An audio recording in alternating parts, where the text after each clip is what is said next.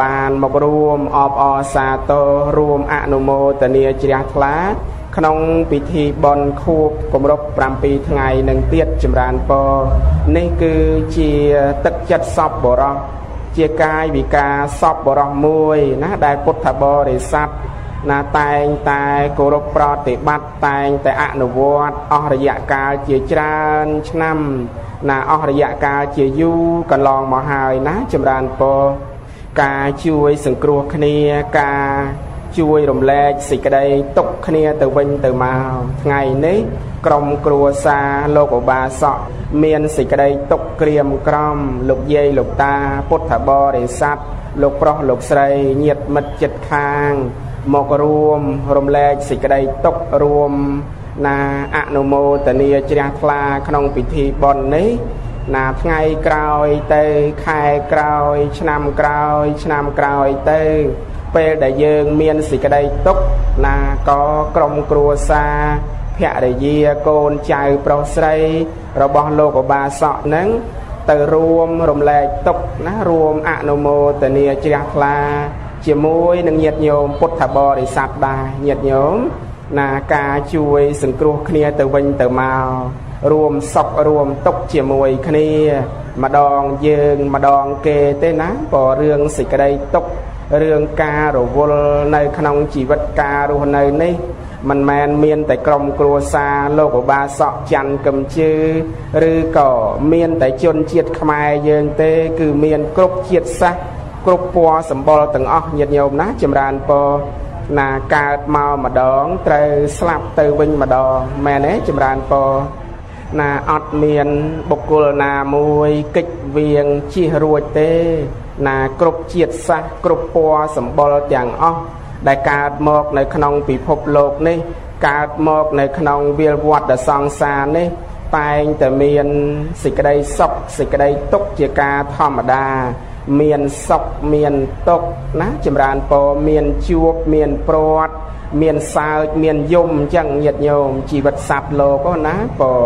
នឹងថាឲ្យមានតែសេចក្តីសុខជារៀងរហូតតទៅក៏មិនបានទេណា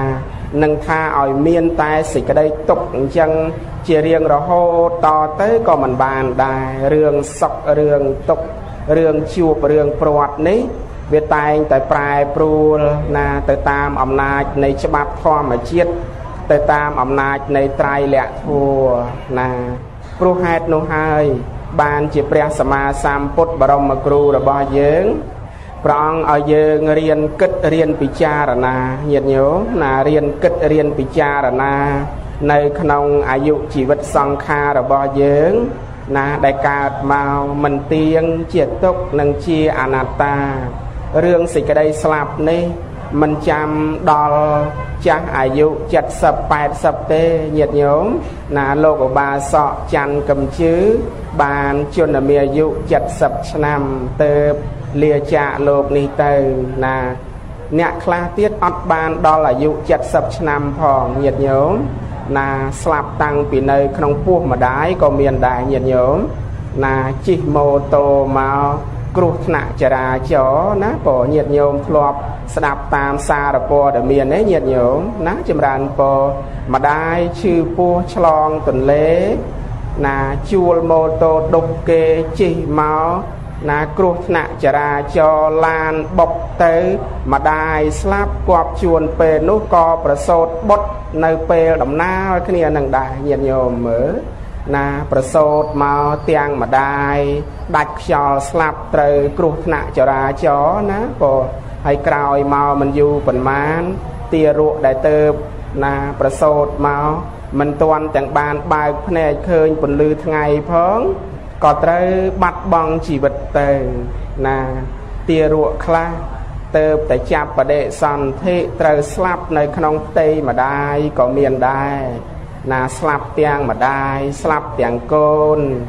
ណាអ្នកខ្លះទៅណា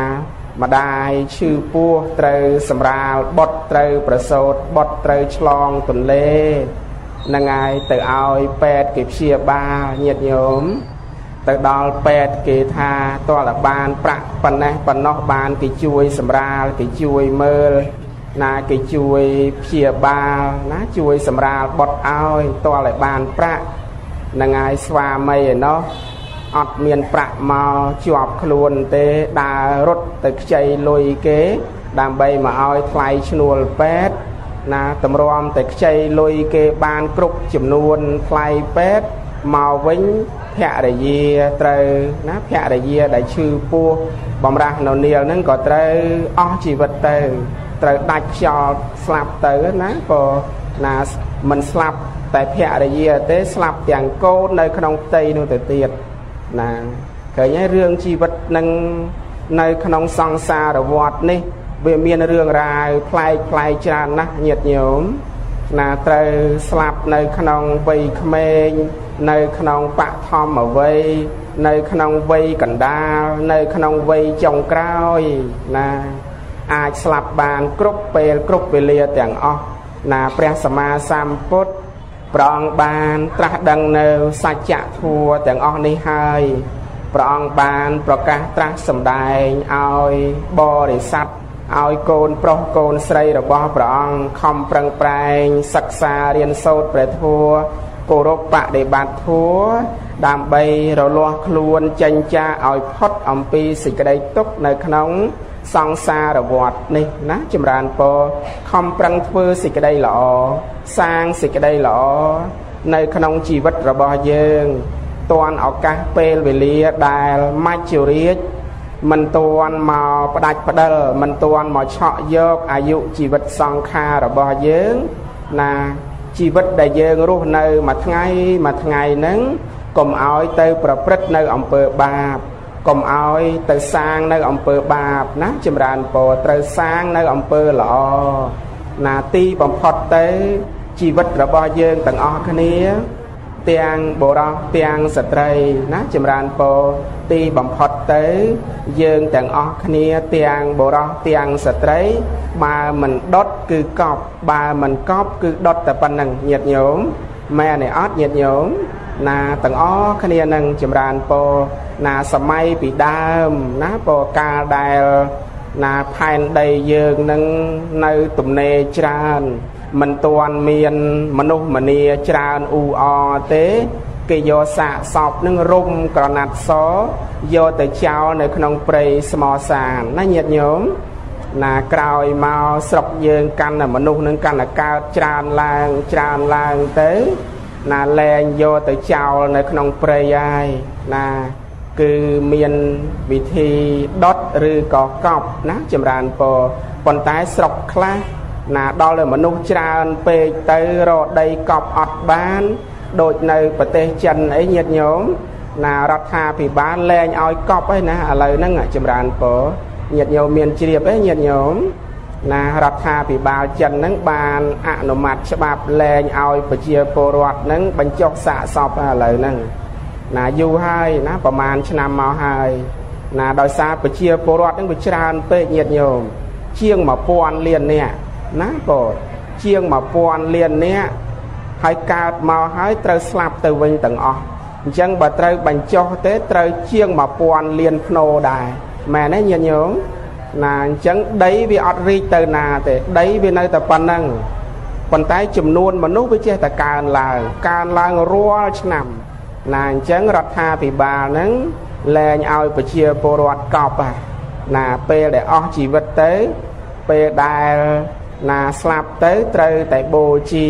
ណាបូជាទៅសល់អដ្ឋិធាតុនឹងទៅយកទៅដាក់បញ្ចុះនៅក្នុងចេតិយ